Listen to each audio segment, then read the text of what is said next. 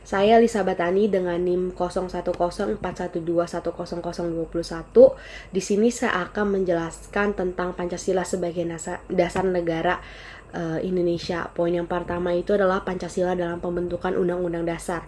Ini tuh bisa sebagai kayak ketuhanan yang Maha Esa, dua kemanusiaan yang adil dan beradab, yang ketiga persatuan Indonesia, yang keempat kerakyatan yang dipimpin oleh hikmat kebijaksanaan dalam musyawarah dan perwakilan, dan yang kelima keadilan sosial bagi seluruh rakyat Indonesia.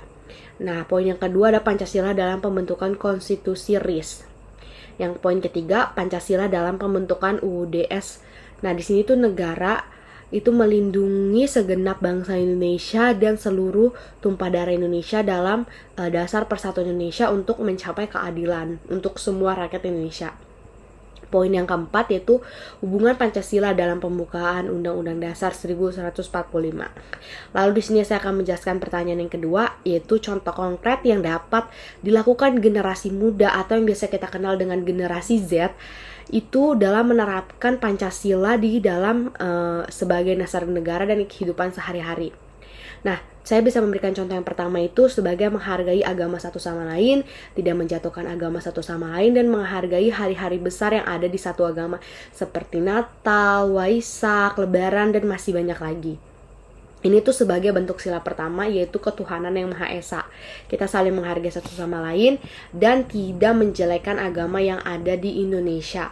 Karena kan banyak nih anak sekarang, anak muda yang saling membanggakan agamanya lalu menjatuhkan agama lain. Nah, di sini tuh bisa menerapkan pembelajaran untuk generasi Z untuk tidak menjelekkan dan menjatuhkan agama lain, tetap menghargai satu sama lain sebagai bentuk sila pertama. Yang kedua itu bisa saling menghargai perbedaan seperti bahasa, suku, warna kulit, perbedaan jenis rambut, badan, dan lain-lain. Karena banyak juga nih anak muda yang sekarang itu terlalu ada yang disebutnya body shaming, kayak ngehina kita terlalu gendut atau terlalu kurus, selalu warna kulit kita terlalu gelap, atau enggak kulit kita putih banget kayak orang luar, rambut kita enggak lurus, rambut kita keriting.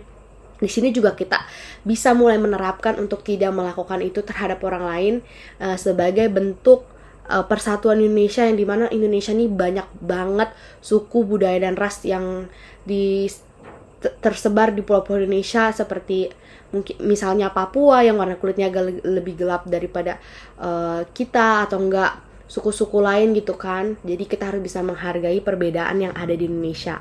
Dan yang ketiga itu adalah memperlakukan semua orang dengan sama dan tidak membedakan, teman-teman.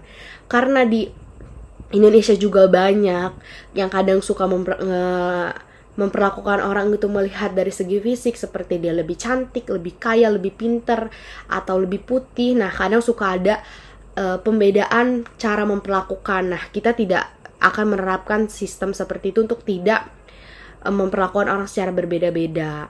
Nah, ini tuh sebagai bentuk sila yang terakhir, yaitu keadilan bagi seluruh rakyat Indonesia, di mana rakyat Indonesia harus mendapat perlakuan yang sama walaupun berbeda dari segi ekonomi dan lain-lainnya.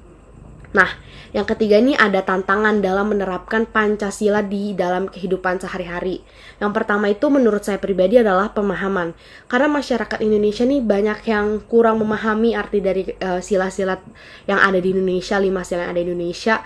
Nah, kurangnya mungkin karena kurang baca atau enggak kurang melakukan riset, jadi kurang paham sebagai arti dari sila pertama dan kelima. Nah, solusinya ini kita bisa mengadakan seperti kuesioner atau enggak apa gitu, lalu untuk memasukkan apa yang kurang paham, lalu setelah itu kita bisa melakukan seperti seminar di sekolah-sekolah agar oleh guru-guru agar lebih paham lagi tentang apa arti dari sila pertama dan sila kelima. Lalu yang kedua ada eranya globalisasi, karena semakin berkembang dan media sosial juga semakin luas.